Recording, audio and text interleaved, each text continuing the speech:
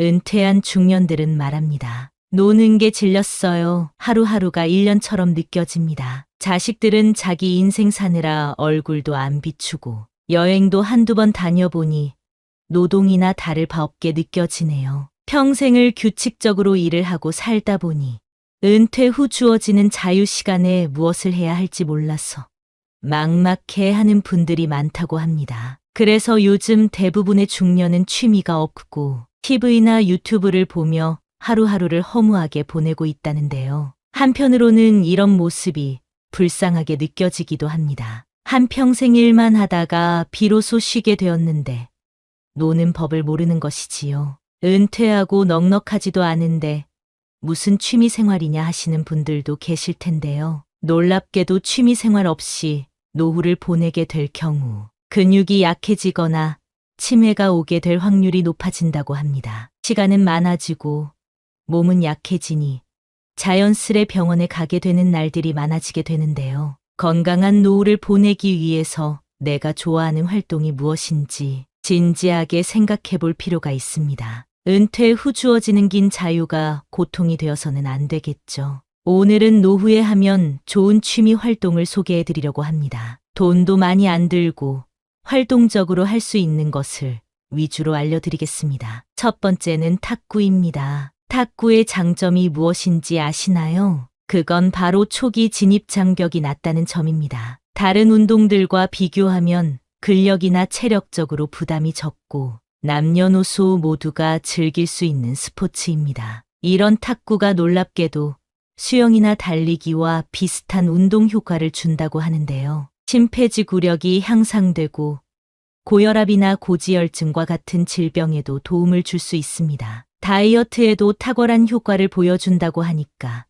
한번 시도해보면 좋을 것 같습니다. 게다가 탁구는 비용도 저렴하고 실내에서 할 수 있는 스포츠이기 때문에 날씨의 영향도 적게 받는 운동입니다. 내가 마음만 먹으면 언제든지 할 수 있고 찾아보면 동네에 꼭 한두 개 정도의 탁구장이 있을 정도로 접근이 쉽습니다. 그리고 탁구를 할 때 공에 집중을 하는 훈련이 돼요.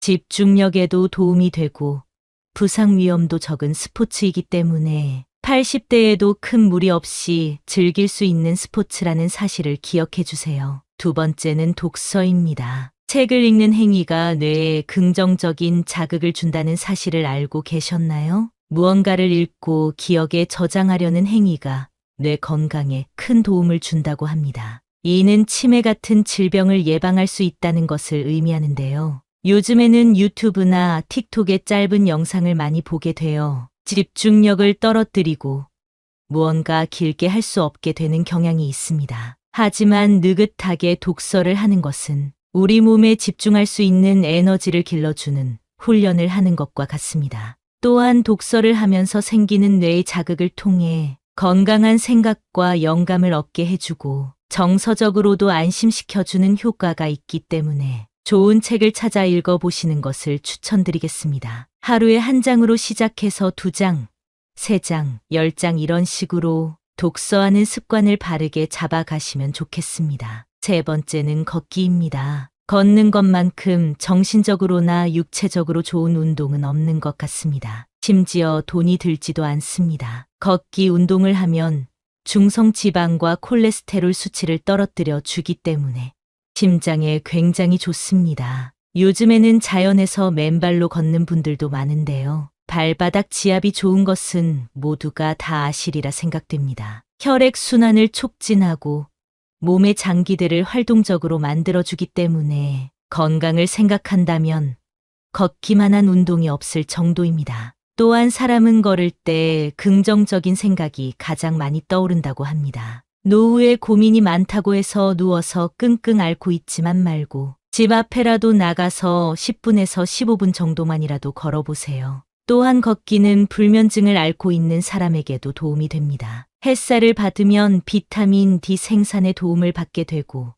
세로토닌 생성을 촉진하여 기분을 좋게 만들어주거나 스트레스를 줄여주는 효과를 경험할 수 있습니다. 은퇴 후 우울증에 걸려 고생하시는 분들이 많은데 햇볕은 우울증 완화에도 도움이 된다고 하니까요. 오늘부터라도 당장 걷기 운동을 시작해 보시는 것을 추천드리겠습니다. 네 번째는 그림 그리기입니다. 그림을 그리는 행동은 손을 움직이고 뇌와 시청각적 자극을 불러일으키는 활동입니다. 이 과정에서 기분을 좋게 만들어주는 도파민을 분비시키고 스트레스를 줄여주는 효과가 있다고 합니다. 제가 아는 선생님도 그림 그리기를 취미로 하고 계신데요. 그분이 하시는 말씀이 그림을 그리면 우울감이나 부정적인 감정이 사라지고 침착하고 고요해지는 기분을 느낀다고 합니다. 손을 많이 쓰면 뇌에도 도움을 준다는 사실을 다들 알고 계시지요? 실제로 미술을 할 때 불안감, 우울증이 완화되고 두뇌 건강에도 도움이 된다는 연구 결과가 있다고 합니다. 실내나 야외 등 장소에 제약 없이 펜 하나만 있어도 가능한 것이 그림 그리기이고, 내가 그림을 그릴 줄 모른다면 요즘에는 유튜브 등을 통해 배움에 접근하기도 쉬우니까요. 꼭 한번 도전해 보시길 권장드리겠습니다. 다섯 번째는 자전거 타기입니다. 40대에서 50대 분들이 시작하면 좋은 취미인데요. 달리기와 함께 대표적인 유산소 운동인 자전거 타기는 하체 중에서도 허벅지를 강화시키는 운동입니다. 허벅지 근육은 걷기, 뛰기, 앉기, 일어서기 등과 같은 모든 움직임에서 우리 몸을 지탱하고 균형을 유지하게 해줍니다. 또한 몸의 대사를 증가시키고 혈액순환에도 도움을 주는데요. 자전거를 꾸준히 타게 되면 하체 근육이 발달하게 되고 나이가 들어 힘없이 넘어지거나 지팡이를 짚고 다녀야 할 걱정에서 벗어날 수 있습니다. 나이가 들수록 근육이 점차적으로 줄어들게 되는데요. 자전거 타기는 생활에 필요한 근육 발달에 큰 도움을 주고 안장 높이만 잘 맞춰서 타면 관절 건강에도 좋은 운동이라고 합니다. 걷기나 달리기 같은 맨몸 운동보다 비교적 오래 할 수 있고 날씨가 좋을 때 자전거를 타면 우울증 완화에도 도움을 준다고 합니다. 여섯 번째는 명상입니다. 명상은 아주 옛날부터 이어온 정신치료의 방법 중 하나입니다. 명상은 하는 방법도 매우 간단합니다. 잔잔한 음악을 틀고 조명을 어둡게 하고 진행하시면 되는데요. 명상이 주는 효과는 스트레스를 날려주고 자존감을 회복하는 데 도움이 됩니다. 우울증이 있는 분들이 명상을 하면 특히 좋은데요. 명상은 스트레스 호르몬인 코티솔을 낮춰주고 세로토닌이나 도파민 같은 행복 호르몬 분비를 증가시킨다는 연구 결과가 있습니다. 또한 명상은 뇌를 자극시켜 기억력 향상에 도움을 준다고 합니다. 명상의 가장 큰 장점은 짧게 해도 효과가 있다는 사실입니다. 아침에 일어나 10분만 명상을 하고 하루를 시작하면 그날 전체가 기쁜 하루가 될 것입니다. 현대인들이 스트레스로 고통받고 있는 이때에 젊은 사람들뿐만 아니라 나이가 든 사람들에게도 적극 추천드리고 싶습니다. 일곱 번째는 식물 기르기입니다. 식물을 키워본 경험이 있으신 분들은 이게 얼마나 좋은지 다들 아실 텐데요. 식물을 가꾸며 마음의 평온함을 느끼는 게 다른 어떤 것으로 얻는 평온함보다 크다고 합니다. 식물 기르기는 큰 비용이 들지 않고 손이 많이 가지도 않는 활동임에도 식물을 통해 충분한 정서적 교감과 위안을 얻을 수 있습니다. 식물 중에서도 꽃을 기르게 되면 그 향기와 아름다움이 정서적으로 긍정적인 영향을 준다고 합니다. 또한 인테리어 소품으로도 훌륭한 것이 바로 식물입니다. 플랜테리어라는 말이 있을 정도로 식물을 인테리어 소품으로 쓰시는 분들이 많은데요. 생명력이 강한 녹색이 집에 하나 있는 것만으로도 삶에 활력을 준다고 하니 마음에 드는 식물을 한번 찾아보세요. 여덟 번째는 수영입니다. 수영의 가장 큰 장점은 물속에서 하는 운동이기 때문에 관절에 무리를 주지 않는다는 점입니다. 또한 수영은 우리 몸의 많은 근육을 효율적으로 사용하는 운동입니다. 일상생활에서 사용하지 않는 근육들을 발달시켜줍니다. 요즘에는 주민센터와 연계해서 운영하는 수영장들도 많은데요. 비용도 굉장히 저렴합니다. 수영은 의외로 엄청난 칼로리를 소비하는 운동으로 몸에 적은 부담을 주면서 엄청난 다이어트 효과를 가진 운동입니다. 예전부터 다이어트나 건강 목적으로 수영을 하는 분들이 많았는데요. 요즘에는 남녀노소 할 것 없이 수영이 유행하고 있습니다. 특히 관절이 약한 노인이나 아이들에게 최고의 운동이라서 추천을 안 할 수가 없었습니다. 9번째는 사진 찍기입니다. 요즘 스마트폰 없는 분들이 거의 없죠? 좋은 카메라를 비싼 돈 주고 살 필요 없이 핸드폰 하나만 있으면 어디를 가더라도 좋은 사진을 찍을 수 있습니다. 사진 촬영을 하게 되면 일상의 풍경들도 색다르게 보이기 시작합니다. 이런 감정은 두뇌 자극에도 긍정적이며 평범한 일상을 특별하게 만들어줍니다. 또한 내가 원하는 사진을 얻기 위해서 기다리며 집중하는 훈련이 자연스럽게 되기 때문에 인내심을 기르거나 집중력을 기르기에도 아주 좋습니다. 또한 사람들을 만날 때도 잘 나온 사진을 보내주면 그것만큼 인기를 끌기 좋은 게 없습니다. 오늘부터 사진을 잘 찍는 연습을 시작해 보세요. 아주 평범한 것이라도 상관없습니다. 주변 사물부터 지인들까지 하나하나 촬영하며 추억을 쌓아보세요. 10번째는 악기 연주하기입니다. 나이 많은 사람들이 무슨 어려운 악기 연주를 하냐 말씀하실 수 있는데요. 연주를 잘하는 것보다 연주를 배우는 시간에 얻는 것이 정말 크다고 말씀드릴 수 있을 것 같습니다. 먼저 악기를 배우게 되면 비슷한 또래의 사람들과 만나게 되고 악기 연주라는 공통점을 가지고 교류하게 되기 때문에 금방 가까워질 수 있습니다. 또한 악기 연주는 굉장히 건강한 취미로서 사회적으로도 좋은 친구를 만날 수 있는 기회를 얻기도 합니다. 신체적으로나 순발력이 조금 부족한 노인들은 우쿨렐레와 같은 접근하기 쉬운 악기로 시작해 보시는 것을 추천드립니다. 사람이란 항상 목표를 가지고 살아야 되는 것 같습니다. 저는 은퇴는 끝이 아니라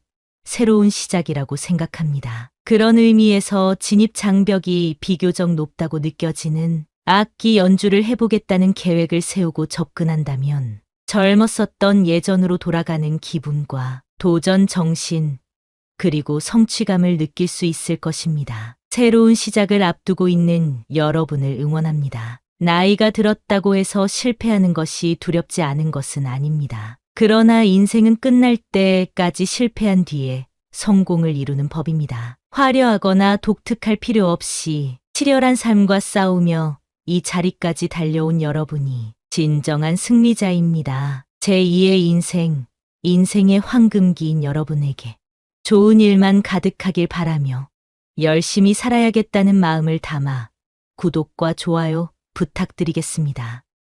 인생을 살면서 정말 피하고 싶은 인간 유형이 있습니다. 뱀처럼 교활하고 상대방을 이용하려고만 하는 인간들인데요. 여러분 역시 이미 한 번쯤은 경험해 봤을 수도 있습니다. 이런 인간들의 유형을 제대로 알고 있지 않으면 언제 또 당할지 모릅니다. 요즘에는 가스라이팅이라는 말이 많이 알려졌는데요. 무의식 속에서 상대가 조종하는 대로 살게 되면 결국 나를 잃게 됩니다. 오늘은 나르시시스트들이 어떤 교활한 수법으로 우리를 속이려고 하는지 알아보겠습니다. 먼저 알아두셔야 할 것이 있습니다. 교활한 사람들은 어떻게 행동할까요? 비판을 받아들이지 않고 자기 반성을 할 줄 모릅니다. 누군가 잘못을 지적하면 그건 당신의 문제라며 적반하장하는 모습을 보이기도 합니다. 항상 나는 맞고 너는 틀렸다고 하는 태도를 가지고 있는 사람을 본 적 있으시죠? 이런 사람은 남을 깎아내리는 것에 혈안이 되어 있습니다. 왜냐하면 남을 깎아내려야 내 평판이 오른다 생각하기 때문이죠. 그러다 보니 자기 잘못이 명백한 상황에도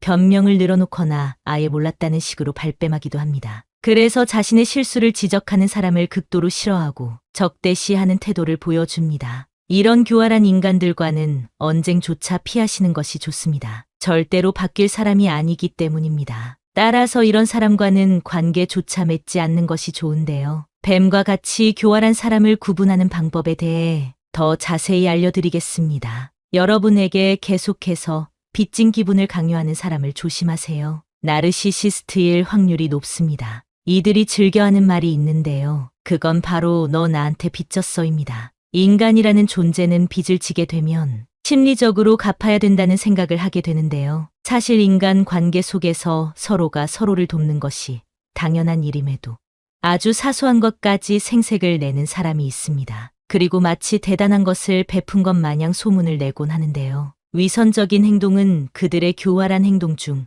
아주 기본이 되는 방법으로 위선적인 자들은 착한 척을 아주 잘합니다. 친한 사이가 아님에도 나에게 너무 잘해주는 것 같다 싶으면 살짝 거리를 두는 것이 좋습니다. 이런 모습에 속아 마음을 열었다가 이용만 당하게 될 수도 있기 때문입니다. 당신에게 아주 작은 호의를 베풀었다면 더 큰 부탁을 하기 위한 수단에 불과하다는 사실을 기억하셔야겠습니다. 교활한 자들에게는 절대로 내 고민을 말하면 안 됩니다. 앞에서는 위로와 공감을 보내겠지만 결국 내 약점을 노출하는 것밖에 안 됩니다. 그리고 그 약점을 이용해서 더욱 자신에게 의지하게 만들면서 돈도 다 뜯기고 사람도 잃는 분들을 많이 봤습니다. 아무리 외롭고 힘들더라도 이런 사람에게만큼은 고민을 털어놓지 마세요. 이런 유형의 사람들이 얼마나 교묘한지 아시나요? 주변 사람들에게는 당신을 엄청 챙겨주는 것처럼 얘기합니다. 마치 당신이 걱정돼서 관심을 주는 것처럼 보이기도 합니다. 그러나 이는 오히려 당신과 당신 주변의 인간 관계를 좁아지게 만들고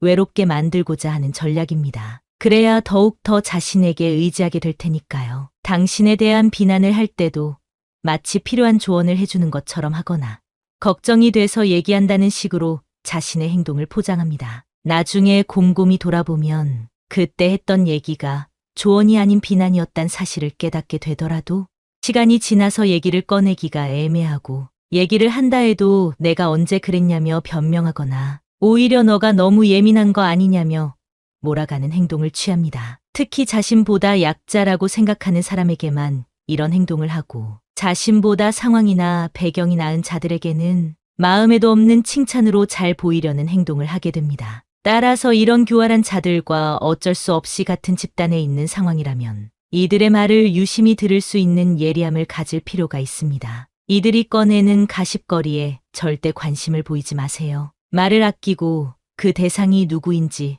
곰곰이 생각해보는 것이 좋습니다. 교활한 자들이 가장 잘하는 것이 있습니다. 무엇인 것 같나요?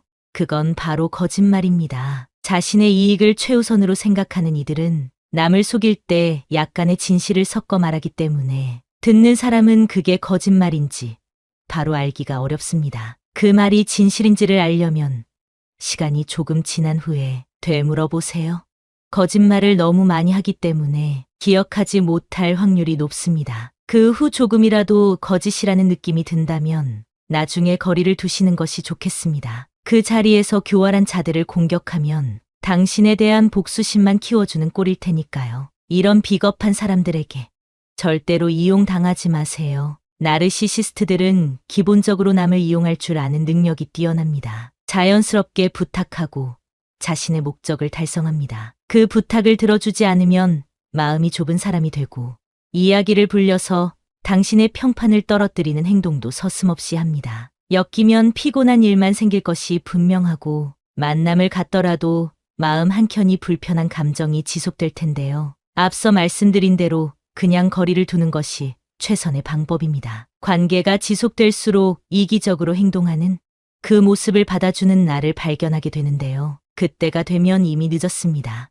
용기를 가지고 인간 관계를 정리하셔야 됩니다. 교활한 자들은 불쾌하게 이기적인 행동을 합니다. 어떤 상황에서도 남보다 자신의 이익을 최우선으로 하기 때문입니다. 종종 이런 사람의 행동을 고쳐주겠다고 애쓰는 분들을 많이 봤는데요. 사고방식 자체가 이렇게 형성되어 있기 때문에 절대 바꿀 수 없습니다. 자신을 최우선으로 하는 자들이 주위에서 하는 말을 들을 수 있을까요? 오히려 당신이 이상한 사람이 되어버립니다. 나르시시스트들의 무서운 점은 자신이 피해를 입으면 그것을 몇 배로 갚아주려는 마음이 있다는 사실입니다. 따라서 이런 사람은 피하는 것이 상책입니다. 교활한 자들은 책임감이 없습니다. 물론 겉으로는 책임감이 아주 강한 사람인 것처럼 말하죠. 하지만 본성은 숨길 수 없기 때문에 타인에 대한 배려가 없는 행동은 결과적으로 책임감과는 거리가 먼 습성을 보입니다. 이런 사람들과는 특히 업무적으로나 사업적으로 엮여선 안 되겠습니다. 일을 준비하는 과정에서는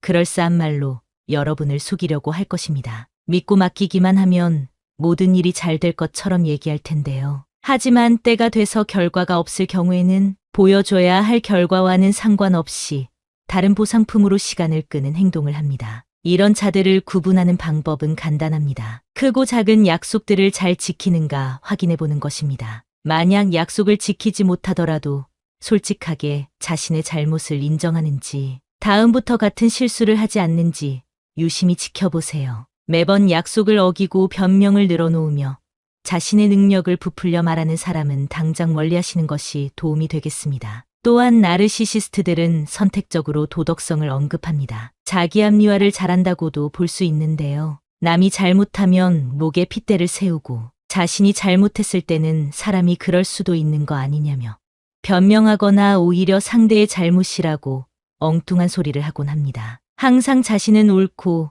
상대는 틀렸다는 자세를 취하고 있습니다. 그렇기 때문에 무언가 잘못된 일이 생기면 꼭 자신과 함께하는 사람들에게서 그 문제를 찾는 행동을 합니다. 그러면서 사람들 앞에서 자신은 도덕적으로 굉장히 우월한 사람인 것처럼 자신을 높이는 경향을 보이는데요.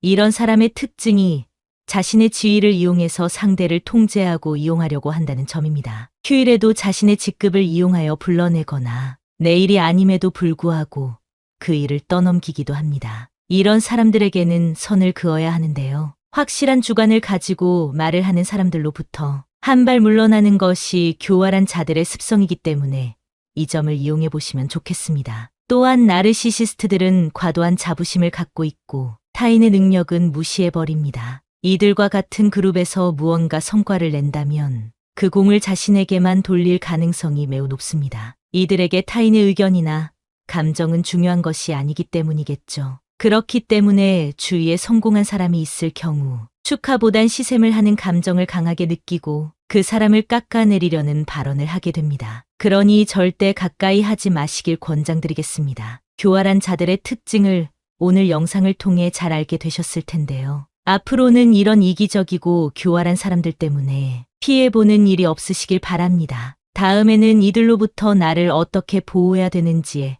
대한 내용으로 찾아뵙겠습니다. 정신도 육체도 항상 건강하시기를 바랍니다. 교활한 자들에 대한 내용이 좋았다면 좋아요 버튼을 눌러주세요.